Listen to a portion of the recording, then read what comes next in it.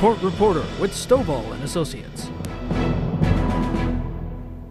Welcome to Court Reporter with Stovall and Associates. I'm your host, Mike Oglinski. Tonight's guest is County Commissioner Butch Boraski. Thank you for being on tonight, Mr. Boraski. We appreciate it. You're welcome. It's my honor to be here. First time on the show, so yes. I'm glad to have you. Really, heard a lot about you. Oh yeah, I'm sure. All bad. We actually, one of the things I wanted to talk to you about, just to kind of open up the conversation, was the current makeup of the Nye County Commission. It's a different makeup than it was a couple of years back. You sit currently as the most senior member.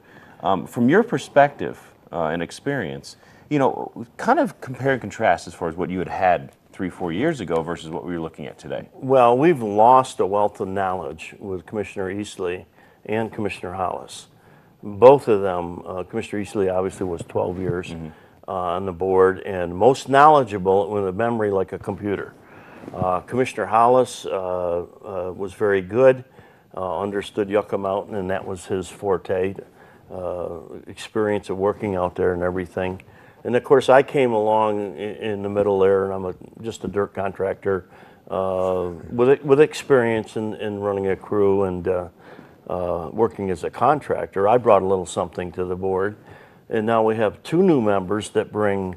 Mr. Carboni brings a wealth of knowledge in from his experience in large corporations, and he's very, very good at that, by the way. And then Ms. Cox with what she has to bring. It has weakened us a little bit as far as knowledge and whatnot goes, but we still have everybody pulling hopefully in the same direction and concentrating on specific issues. Commissioner Wickman, Public Lands, is just totally phenomenal. We could not find any better. She's on a national board as well as I am on. She's on Public Lands. I'm on a national board through NACO with transportation. And actually, we had a teleconference yesterday.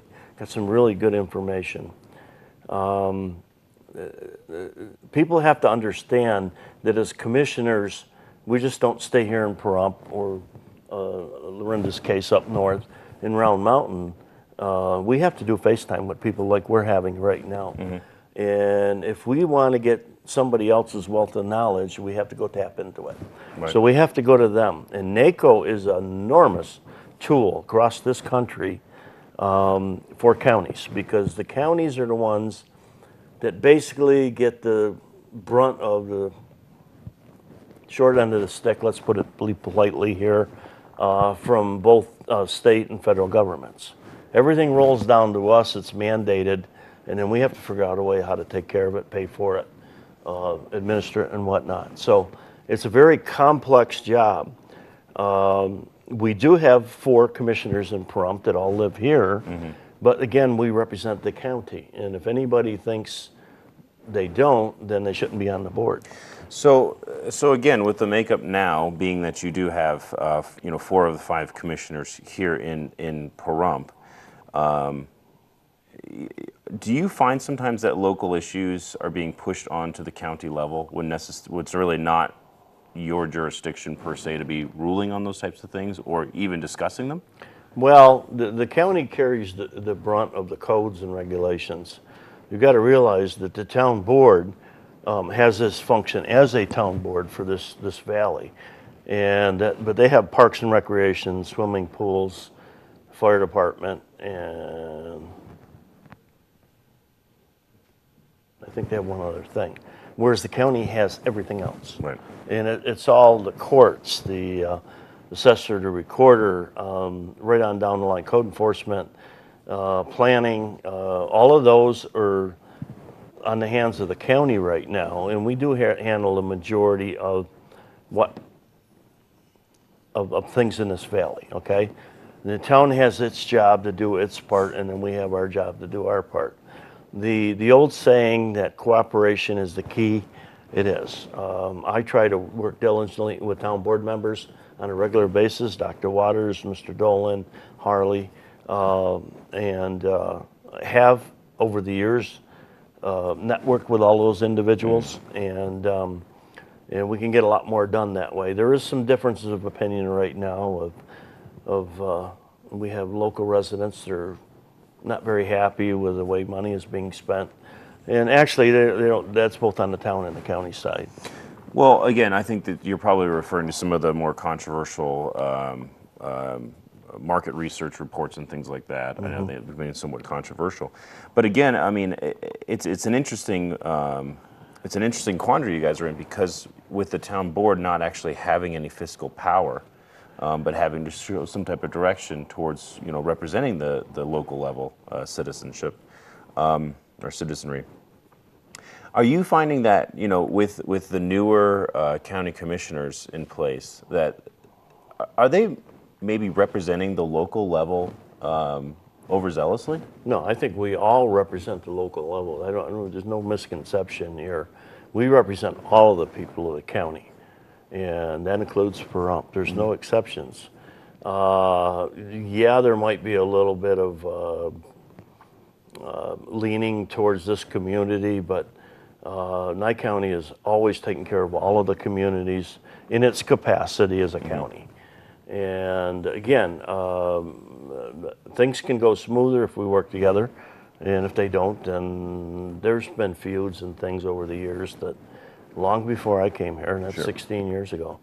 And we're finally breaking some of these and getting rid of them. And then we've had the ballot issue that came up and that whole thing. Question 2. Yeah, and so now we have to wait and see attitude.